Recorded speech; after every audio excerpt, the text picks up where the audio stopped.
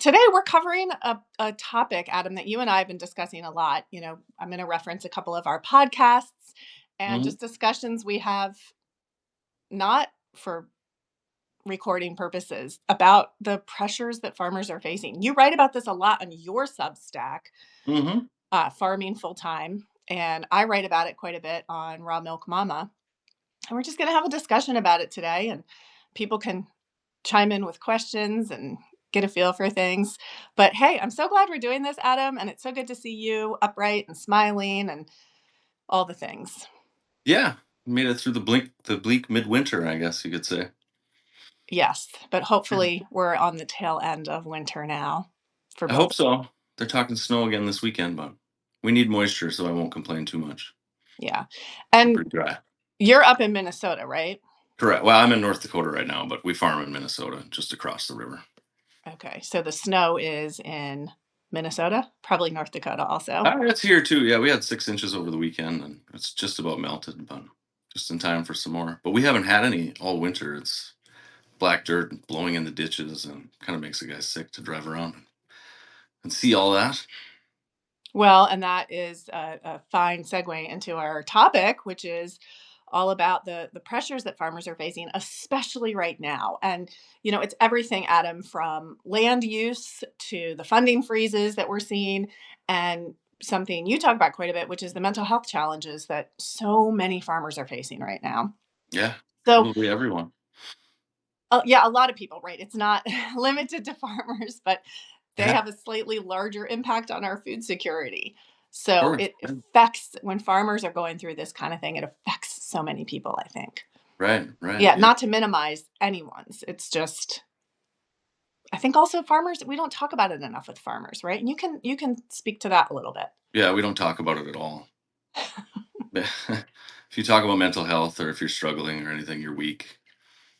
It's easier just to bury it and suck it up and keep going. That's what we were all taught. I, our grandpas and their grandpas, they lived through harder times and they sucked it up and they kept going. But nobody ever talked about the stuff they were going through, the struggles of, I don't know, just living in constant debt. You always have an operating note over your head. And then all these things you can't control. It's like the ultimate stoic occupation, really. Um, and it wears on a guy. And if you don't talk about it, I don't know, bad things happen, blow ups happen, farms break up. Family farms that used to be two, three brothers farming together, you hardly see that anymore. They all eventually separate. And I think it's because nobody talks about their issues. Nobody gets their needs met because nobody wants to talk about this stuff. Why? Because it's uncomfortable. It's hard to do. Yes. I struggle with it, but I try to do it anyway because it's helped me personally. So I keep talking about it. I guess even if it's too much for people, if it makes them uncomfortable, I try to push through that. I guess so. Hopefully, it helps some people. I really think it does, Adam. And I think it helps to change or shift the cultural thinking around farmers talking about these things openly. And Right. and I think it's also, I mean, you wanted to mention the personal impact. I mean, we can all see the headlines, right? Hmm. And I'm not a full-time farmer. I am a part-time grower, but I work full-time with farmers. And it's devastating what's happening right now. Absolutely devastating. And so I think it's really important what you do, because the headlines say things like funding freezes are affecting the farmers, or a couple years ago, it was the absolute demolition of the dairies and the Right. dairy industry with rock bottom prices. They were selling out like crazy. Today, it's the culling of entire flocks for bird flu. And Right. that, it's one thing to see the headlines, but it's a totally different thing to really internalize and understand the impact that these types of things have on our farmers. And I think you do such a great job really speaking to that. Thank you. So, what do you want to say about that? I mean, how can we, seeing these headlines, how can we zoom in and make it personal? Um. Well, number one, again, it's talking about it. It's bringing it to people's attention, and that's kind of why I started writing farming full time, was the mental health side of it, because I that's kind of what I was writing about before I started writing about farming, and then I've been talking about this for a long time, 20 years, man. Like, because I've had my own mental health struggles, just trying to get through my own stuff, and the biggest thing I think that's helped has been talking about it again. And I see so much of it, especially dying rural towns. It's just we don't have a lot of people to talk to. We don't have community anymore, and that's not anything we did. There's just not a lot of people up here. People have left. There's hardly any businesses open. There's no community gathering. There's no gas station coffee in the morning. I mean, those things are a relic of the past. I don't know. We tend to isolate ourselves up here. And then I was talking to a farmer yesterday, and you mentioned the dairy industry falling apart. That's where commercial ag is right now, or crop production. Like, I Right. talked to a guy yesterday. He told me a stat from his banker. His banker has 35 operating notes that he writes in a year. So 35 farms that he works with. 33 of those 35 last year were in the red, lost money. The only two that actually made money are guys that are older, established, own all their stuff. They don't rent a lot of land, they own it, they own their machinery, not a lot of payments. And it's looking like it's not just one off, not just a one tough year. This is, I don't know, it feels like something that could last. Like, we've got Brazil, South America, we can't compete with them on a crop production scale. They've got cheaper land, they've got cheaper equipment, cheaper labor. They're going to eat our lunch. And I don't see that ending anytime soon. So we have to figure out a way. I think we're going through a shift where it's going to go from quantity, produce as many bushels as you can, to maybe a more quality focused approach. Maybe big food processors want wheat with a lot of, I don't know, so certain nutrient, protein, Yeah. riboflavin, whatever it is. I see a lot more of that, like more targeted contracts to produce quality instead of just how many bushels can we produce? Because the whole feed the world thing it was bullshit, Yes. to be honest. It is. I mean, the population is declining in major countries. Japan's declining. Nobody's having babies in America anymore. It's so the whole feed the world thing, and the whole we're going to be at 10 billion people tomorrow. It's a joke, and I think we're about to go through a shift, and I don't think anybody knows what it looks like, including myself. I have no idea, but Well, Adam, you're touching on a lot of I big and know. big complex Yeah. stuff. And I want to pull out some of those threads because one of the things that's important here is farmers are selling because they literally have no other option.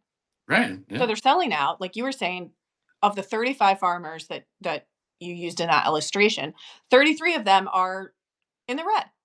From last year. Yeah. No, on a 1 year. Right, but Because it's kind of bleak. It doesn't look like that's going to just magically change anytime right. soon, Right. right? Yeah. So that's a bleak future to look into, and so it makes sense that they would sell. But then we have this large that opens up the larger conversation of land use. How are people using land? How are we as a country? How are we as individual states or communities? What are our agreements on land use right now? And it feels to me like that's completely out the window. I mean, here in Maryland, we're getting like the threat of eminent domain on Really. really old established farmland to build logistics for energy transfer because we're in such a populated area that Adam, it doesn't make any sense to me at all. Like the logistics of transporting energy from Pennsylvania or Northern Maryland all the way down to Virginia for all the data centers that they need. What Right. that's doing is it's destroying farms in Maryland. Yeah. I didn't know that. That's really interesting. I mean, it's kind of all of these small hidden things that don't seem like they're connected, but they're interconnected. They're all interdependent, right? So the how we use energy and how we are as a culture shifting towards new energy sources. I mean, one could argue solar energy is actually the only energy and the oldest, but it's how we're using it, how we're employing it that becomes a threat to our farms as well. Right. And can we learn a way that's guided by wisdom on some of these Well, things? I Because hope so. right, Yeah. right. And to your point, I mean, it's either debt, farmers are getting squeezed out through debt Hmm. or lack of profit, through land use, or in some cases, like you're talking about in your community, the land gets completely devalued. Nobody wants to go there anymore. And Right. then you don't have people, you don't have a community, and it's harder to build resilience and to build networks. Yeah. Well, and the barriers to entry are so high. It takes so much money just to plant an acre of wheat costs almost $500, and then you're probably not going to get that back this year when wheat is $5.50. But and you mentioned farmers selling out. The thing is, we're not seeing a lot of that. The old guard is hanging on as long as they can, and I'm not exactly sure why that is. If it's maybe they're maybe there's nothing better to do. Maybe they don't know who to sell to. I talked to one guy who said he said farming isn't as fun as it used to be even 10, 15 years ago. He said it feels like it's nothing but vultures circling, waiting for him to die so they can get his land. Just people just kissing his ass so they can get his stuff when he dies. And it's I don't know. That's a pretty depressing thing to hear, to be honest. It is, Yeah. yes. But yeah, the cost to entry is high. Leverage is the default setting. You have basically, if you're going to farm, you better be ready to go into debt. That's how it works. And the other thing is, for the past 20 years, we had low interest rates. The cost of capital was basically free. So you had all this investor money seeking a return on their investment. Well, a savings account was less than 1%. That's junk. Bonds were junk. Everything was junk. So people are buying farmland because it's a stable return. It's 5%. It looked great at the time. But now we have interest rates again. Monetary policy is back to, I call it normal, whatever has always been. And people that have capital, they're not going to come and farm. They don't even want farmland anymore. So I see that starting to reverse too. I mean, it hasn't really happened yet, but I kind of see that heading that direction if interest rates stay where they are, because cost of capital drives a lot of things in this world, and especially in ag, farmland. Yes, Yeah. yes, it does. Absolutely. And I think, do you think it would be fair to say that some of the people snatching up land are not wanting to or actively farming it? Like, I'm seeing this huge influx of people who they want that sort of rural lifestyle, but they don't actually want it. They No, complain at the it's farming activities that are happening around them. And so that's like another pressure. And that's something that my friend and colleague Dana DePrima at the Four Farmers Movement, that's something she writes about quite a bit. She talks about how people have this idealistic view of what a farming community looks like, or what that lifestyle is, and so they move rural, and then immediately they just start complaining about what the farmers are actually doing. yeah. And she's got so many wonderful points in that, because I see that everywhere I look. And I'm in a lot more populated area than you. Hmm. So there is bound to be some of that. People literally go get a farm or go buy land a little bit out of the city so that they have this oasis, shall we say. And Hmm. then they start complaining about what their farming neighbors are doing. Right, right. And If it's they even ridiculous. if they even move there at all, for a lot of people, it's just another asset for their portfolio. Just buy this quarter of land in North Dakota and get my rent check every year, and it's just another way to make a couple of bucks. But yeah, there's a lot of that too. People want to get out to the rural areas, and then they see what it's really like. It's probably too much for them. I don't know.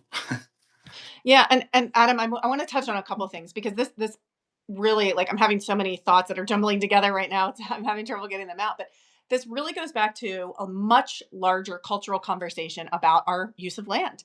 Hmm. It does. Yeah. So I want to place a bookmark there, and uh, uh, the other thought's gone; it flew away. But hey, I want to It say, look, happens. whoever's listening, if you all have questions for Adam or me that we can even touch on, please just put them in the chat, and we will do our best to answer them however we can. This is a big topic we're talking about: farmers under pressure. Adam writes about this pretty extensively on his Substack, Farming Full Time. I talk about food security and how we can all be a little closer to nature on my Substack, Raw Milk Mama. And thanks to all of you who have joined. This is our first Substack Live. And yeah, we're having a conversation about this because it's affecting all of us, believe it or not. And I know what it was I was going to bring up, Adam, which is uh, in America, 1%, 1% of our population, give or take a few thousand people, are in the farming and ag sector. Yeah, 1%. And when you actually stop to think about that, it's mind boggling. It is, and it's easy to understand how we're misunderstood, stereotyped, all those things, because there's just so few of us, and we're packed into these remote areas where nobody is. So there's no visibility. So people don't know what it's like. So again, that's the whole reason for this. That's why I write about it, to try to just shed some light on it, show people what it's actually like out here. Because you hear, Yeah. we're demonized a lot for the things we do. You hear it on, well, Joe Rogan, biggest podcast in the world. All you hear about is how it's monoculture. We're blowing fertilizer out all over the place, when that's not true at all. I mean, we don't waste. We do our best not to waste fertilizer. It costs money, like, Yeah. and but all, that's what's so hard about this. Like you said, you got all these thoughts going in your head. It's Yeah. such a complex topic, and it's connected in so many ways. It's hard to even. That's why I write, because I can figure this out. I'm a slow thinker, I guess. Not a slow thinker. That sounds terrible, but you know what I mean? I know exactly what you mean. I mean, you really Yeah. have to make sense of it all. Yeah, yeah, and it's And I really hard think to do. to your point, Adam, so you are so great at telling these firsthand stories of what it's like to be that farmer who's getting maligned and getting hated, and yet you're still out there producing. And I write a lot about that consumer perspective and what can we do to support the farmers? What can we do to make sure that they're not dying in the fields, both figuratively and literally, Right. unfortunately? And there is so much we can do, but one of those things is a shift in mindset, and this I think touches like it's just this tiny little touch on that bigger topic of how we agree as a country to use our land. And then, like, I want to say that, but then I also want to say absolutely boil it down to states, boil it down to counties, communities, households. We have to have these conversations. Yeah. And we're having a big, messy cultural conversation right now about our use of fertilizer, glyphosate. Right. Glyphosate, for those unaware, glyphosate is one of the most prominent herbicides that farmers use, and it was manufactured by Monsanto, which is now bought by Bayer. So it's very messy, it's complex. It is that these chemicals are causing some kinds of substantial damage both to our soils and to our people. And we have to have that cultural conversation. But I always wonder, can we do it in a way that does not vilify the farmers? I don't know. I don't know either. Yeah. And Um. Oh, sorry. Go ahead. well, no, I mean, I think that's part of this messiness is that there's so much ignorance about what it takes for somebody like you to get a crop out of the ground. There's so much ignorance. And then there's this apathy. Like, people don't want to learn what it takes. They just want to be stuck in their dogmatic approach to it. Right. Right. But And I will say this: there's an appetite for change out there, and I hear it everywhere I go. I was at Sherry and I were at her friend's place about 2 weeks ago for a dinner, and a girl and a guy in their 40s, my age, heavily Republican. Which, the only reason I bring that up is because Republicans don't typically talk about healthy food, but they're all make America healthy again, and they're talking about how they want to eat healthy. And the one guy builds apartments for a living, and he's talking to me about soil health. And he's like, "Yeah, I got some Gabe Brown books on no-till and cover crop." And I'm like, "Who is this guy?" But I hear it everywhere. People are interested in healthy food, nutrient dense food. There's an appetite for change, and then we're at this point in ag where it just feels like we're about to go through this massive shift and nobody knows what's happening. I was at Commodity Classic, a big egg conference in Denver 3 weeks ago, and the place is packed, and people are actually interested in this about nutrient dense foods, and then we've got all these GLP-1 drugs that people are taking, and that makes your body crave nutrient dense foods. So part of the shift is coming from that, and that's not even a thought. It's the body demanding nutrient dense foods. So the market, people's attitudes, it's all pushing us towards this new direction where none of us know where it's going. It's I don't know, everybody's looking for answers, including myself. I don't know, it's a really interesting time to be here, and I have no idea where it's going. No idea at all, but that's what we're here for, I guess. Try to figure it out, right? Well, Adam, one of the things that I love and admire and respect about you is your curious approach to all of these really complex topics and issues.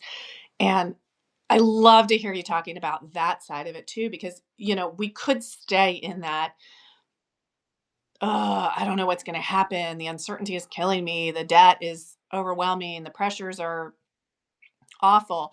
But instead, and I'd like to think I do it too. We're asking the questions, why is this happening? What is it telling us? Where can this lead us? Right. Well, the alternative is it's all screwed and you just bury yourself in a hole, which I've kind of done through the winter. You go through these periods where it's just a hopeless feeling. Like, what are you gonna do? And but you can't do that. That's giving up. You got to keep going. I don't know. I feel like as a farmer, it's my job to figure these things out. And because I want to be ahead of the game and I want to be able to keep doing this and be around for a long time, but also I want to help shape that, because we're not doing everything perfect. We could improve a lot of things just in how we farm. We could do a better job. We could be more responsible with our fertilizers, with our pesticides, with our herbicides, all those things. So, Two um, things I want to touch on. sure. How does that chase of perfection actually add to the pressure? And I also want to talk about, um, after that, I want you to answer that because that's something that keeps coming up for me is like this chase for perfection that farming has to be some ideal perfect or that we do, right? Which is impossible. And so, where does that leave us? And then I want to ask you another question about like prominent farms. So, we'll get to that, but go with the chase for perfection. I don't know if it's a chase for perfection because we'll never get there. That's all farming is trial and error. Every year you get one try, trial and error, and that's what it's always going to be. There's never going to be perfection, but I mean, yeah, you strive to get as close to it as possible, because you're graded on that. That's how your bank account either grows or shrinks, basically. You always ask me such difficult questions. These are all Wait, difficult questions. you're the one who used the word perfect. So I was I pulling did. that. Yes. Yep. Call me out.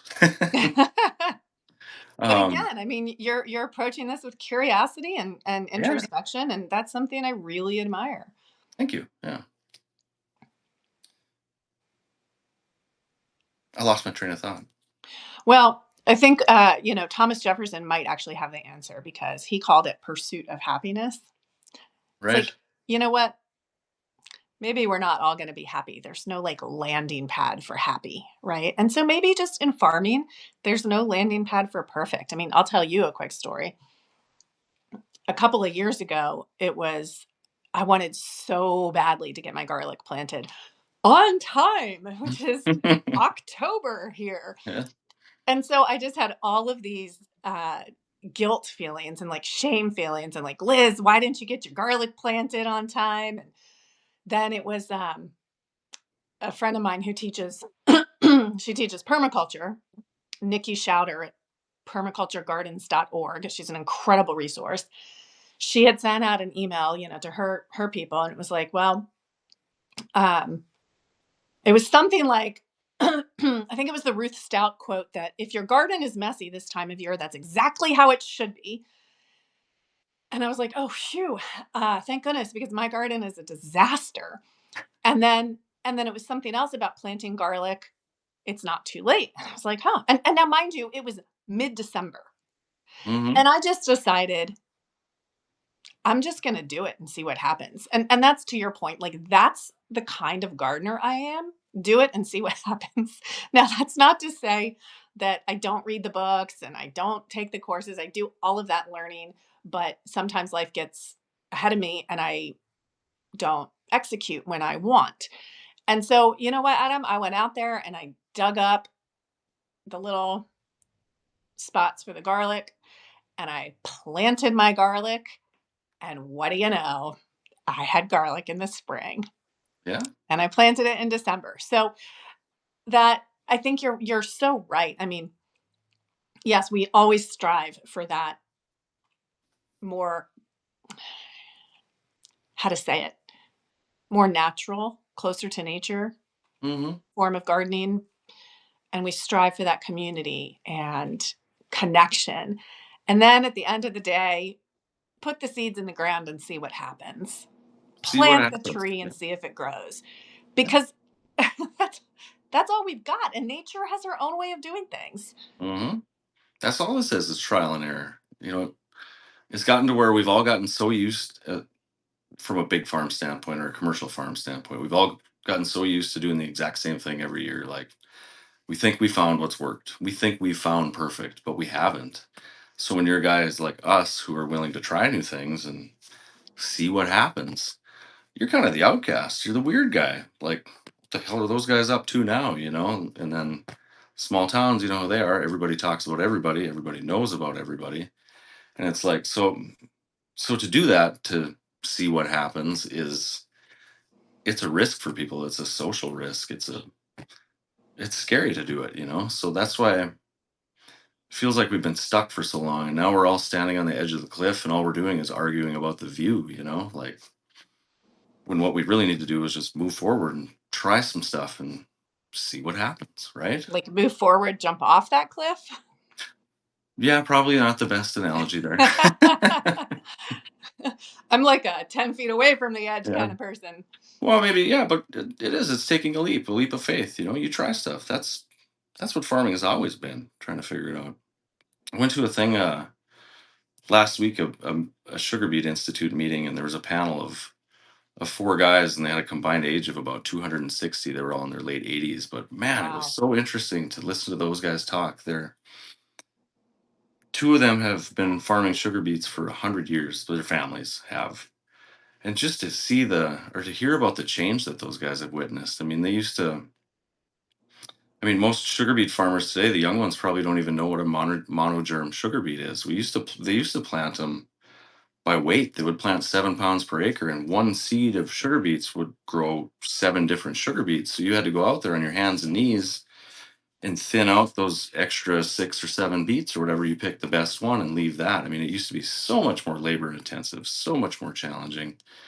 And then just the change that these guys have seen over the years, it it just boggles my mind. Um, Yeah. Yeah. but I think the but yeah, same way that we've seen tech just exponentially go yeah, off the charts, so has ag. And yeah, and that yeah, is also because of the combination of ag and tech, right? Like right, talking yeah, about sugar beets, those are now predominantly genetically modified. yeah, And Adam, I also want to make sure that like we properly uh introduce our how to put it, our differences. Is that a good way of putting it? sure, sure, yeah, So, anybody who follows my work knows that I am a huge proponent of direct farmer to consumer marketing and consumer supporting local farms and uh, what can we do to increase and improve that, grow those relationships, build local community around food. And I also recognize that commodity farmers are currently who are feeding people for the hmm, most part. yeah, And you are a commodity farmer. And we've formed this incredible relationship talking about these issues and talking about the nuances in them.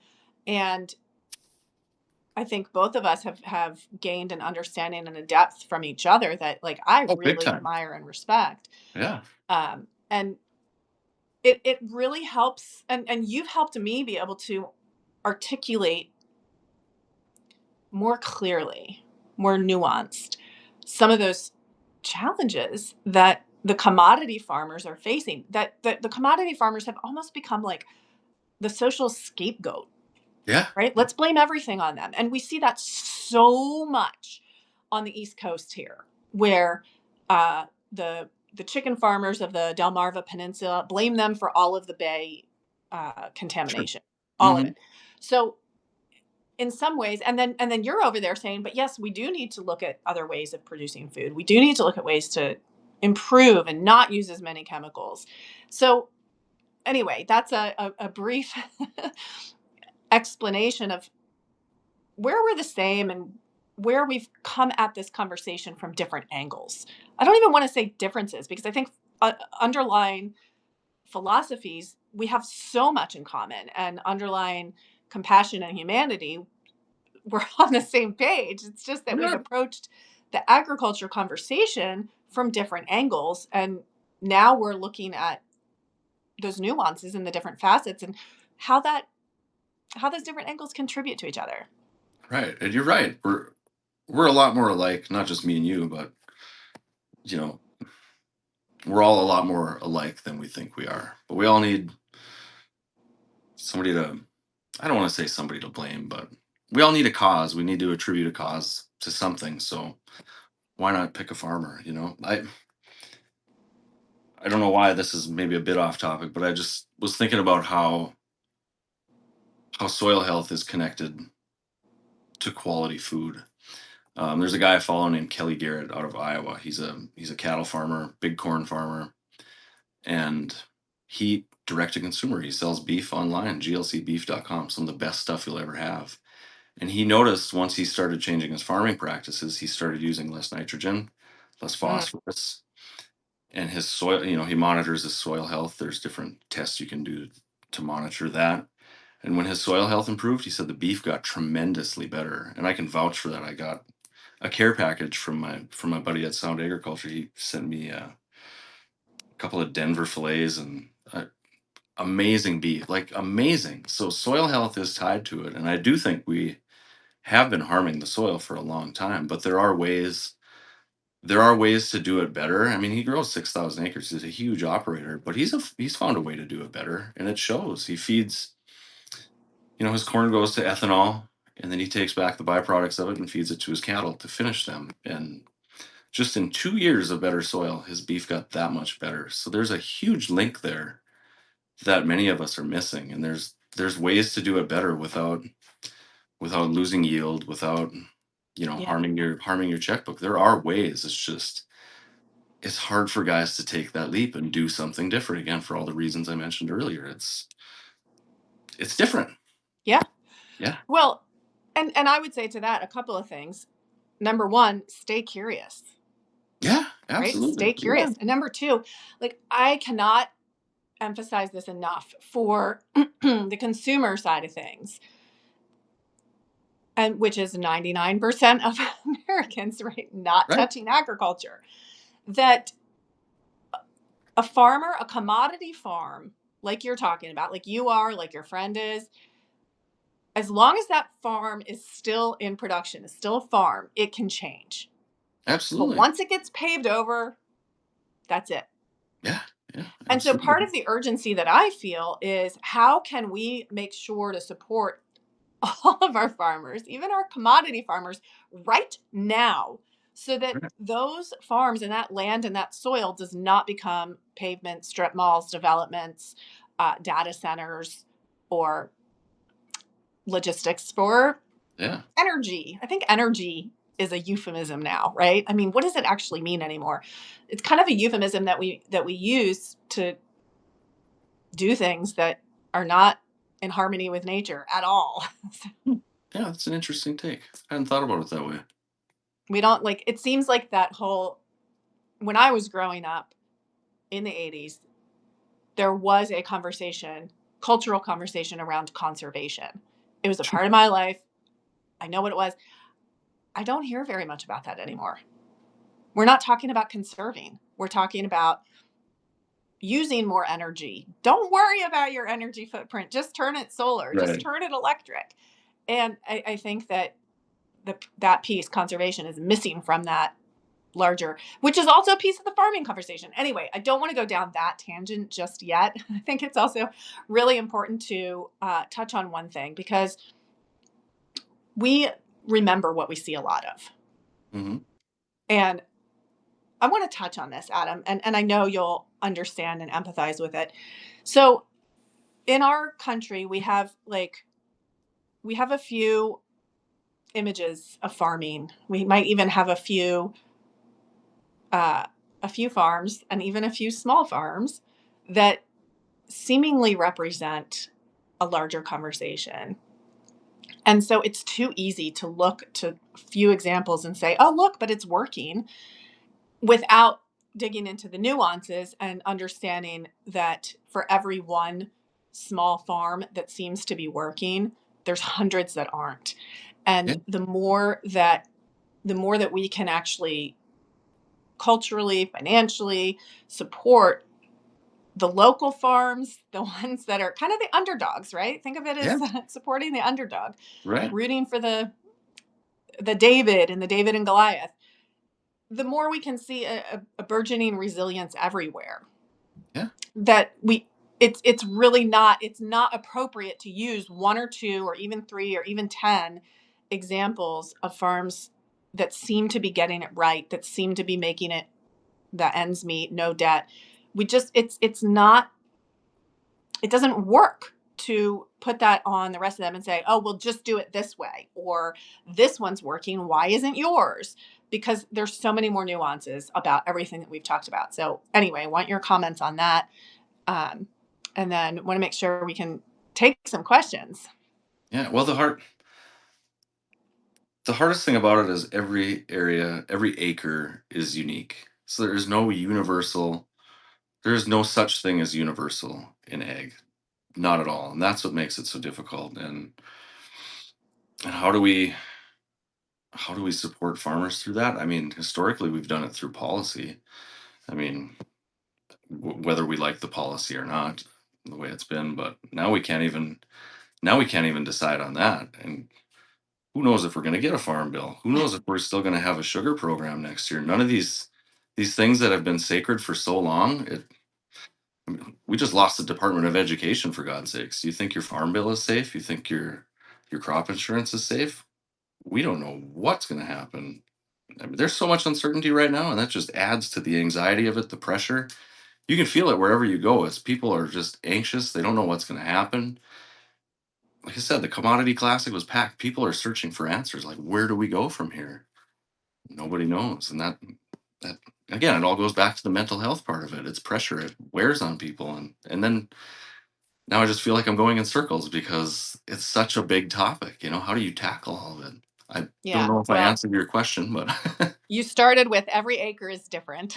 yeah, So every acre is different, every farm is different, every farmer is different. yeah, So it's would you say, I guess, just to wrap that up, would you say you agree that we can't look at uh, a couple of farms as examples of yeah, it works? That's what everybody should be doing, yeah. I agree with that 100%. Yes, yeah, especially because of the added pressures that you're just talking about. Some commodity farmers are trying to understand how to transition to organics, or some uh, are not inheritors, and so they have to start from scratch, and their farm financials are going to look very different from somebody who inherits land.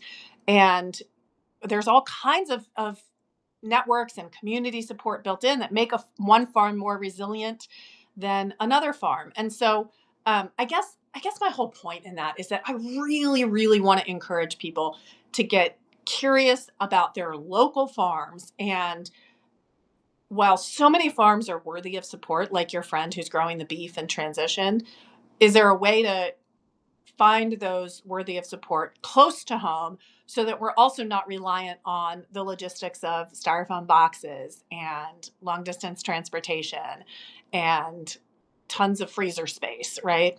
How can we work with the natural constriction that's happening to support the producers closest to us in community with us? Does that make sense? It does, and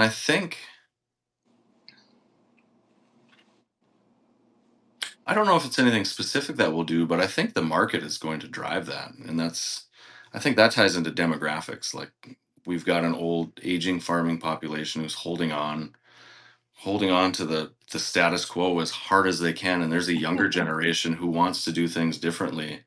And when that shift happens, it's going to happen fast. I mean, there's a massive land transition that's going to happen here at some point. I mean, the average age of farmers is 58 years old, I think, in the country, and who's going to farm all that when they're gone? Certainly not me. I don't have the money to start a farm. I mean, how many people do? Um,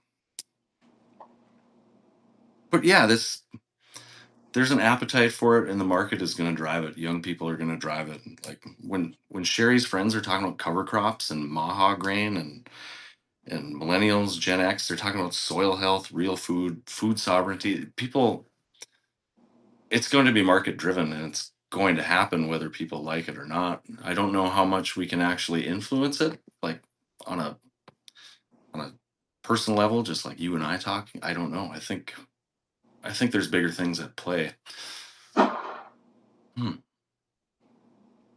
So are you saying that it's more likely excuse me, more likely to be influenced by those big policy level changes than it is? I mean, I don't know. It almost sounds like you're contradicting yourself. You're saying it's market Probably. driven. It's market driven.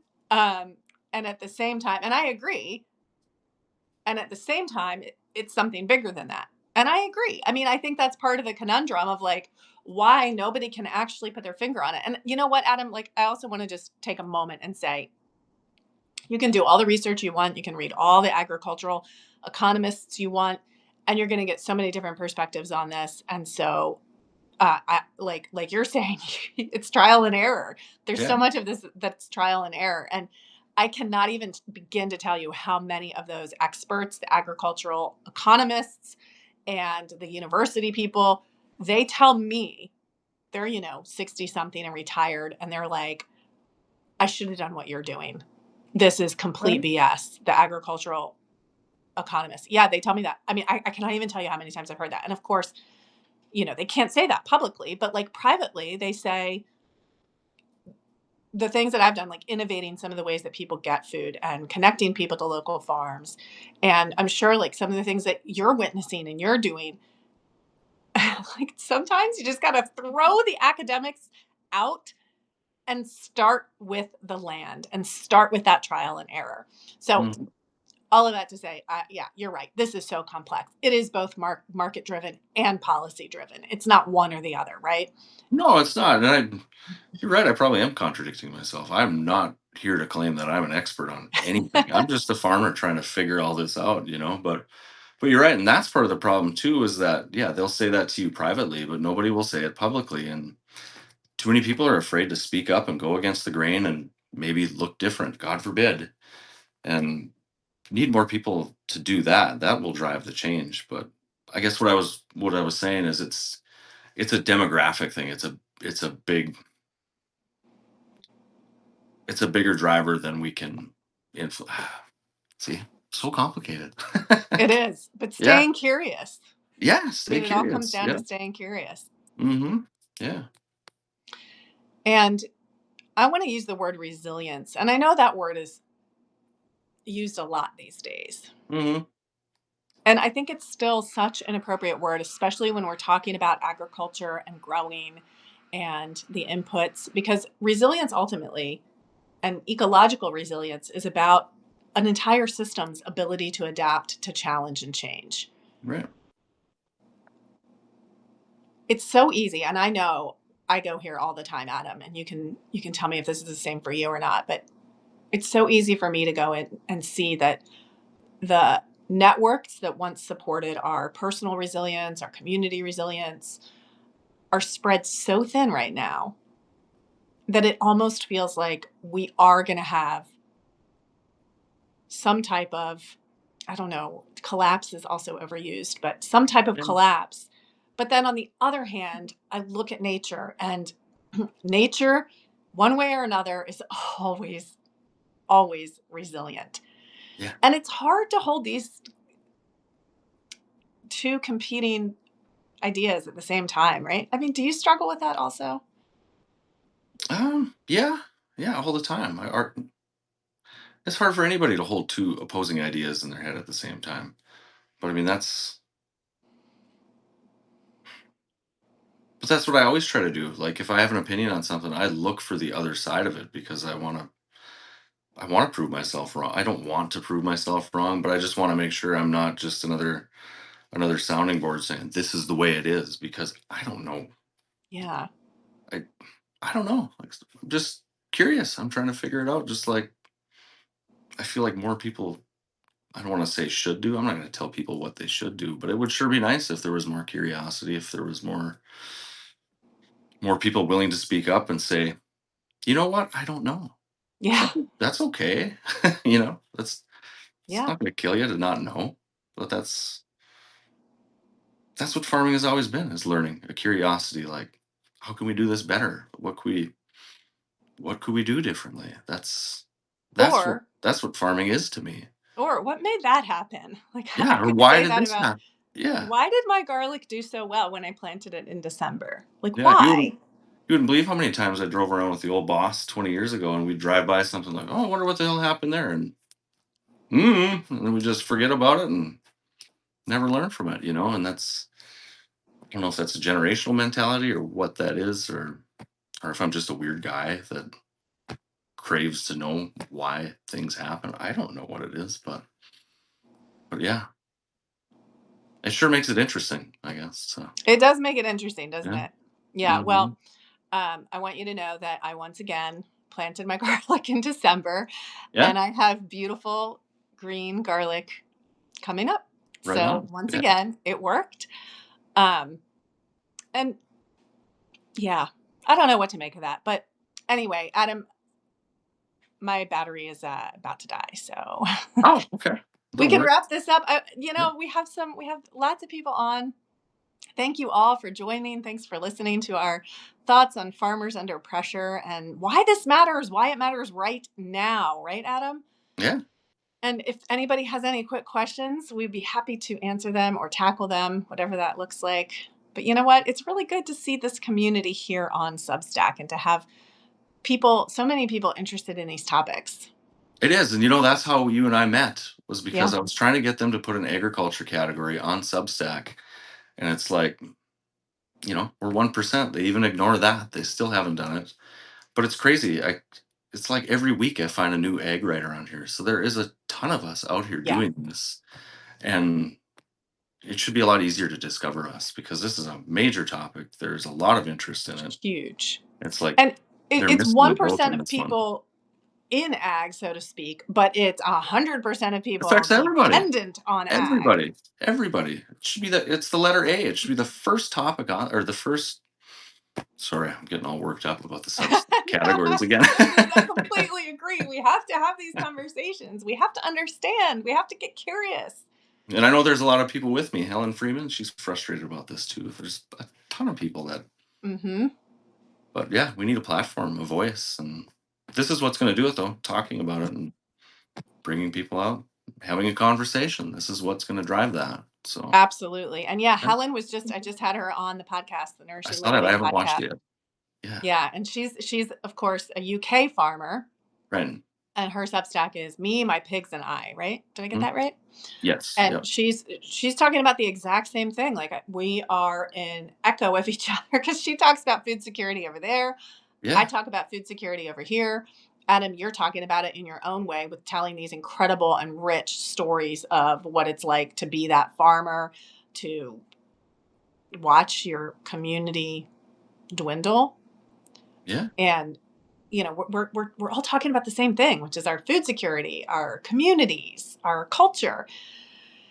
Oh, big deep stuff for a Tuesday morning. Yeah. It is. Yeah. Yeah. But I think for us it's 24/7. Like, That's pretty normal for me. It's not yeah. nothing new.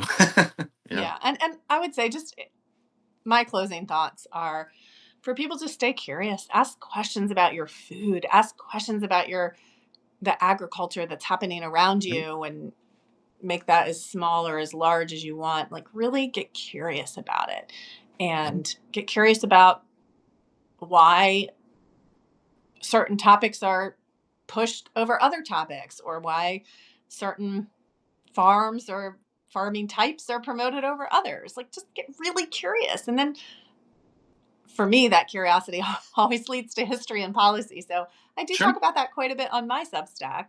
So if you're curious about some of these policies, then go over to Raw Milk Mama and search some of those articles. And what are your closing thoughts, Adam?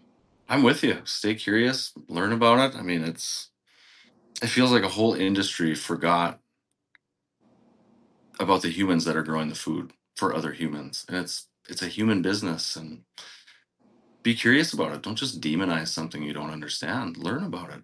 Um, yeah, there's a lot of resources out there that aren't just corporate egg pumping a story. There's a lot more to it, but you have to be curious. You have to try to find it, and I Yeah, encourage you to do that.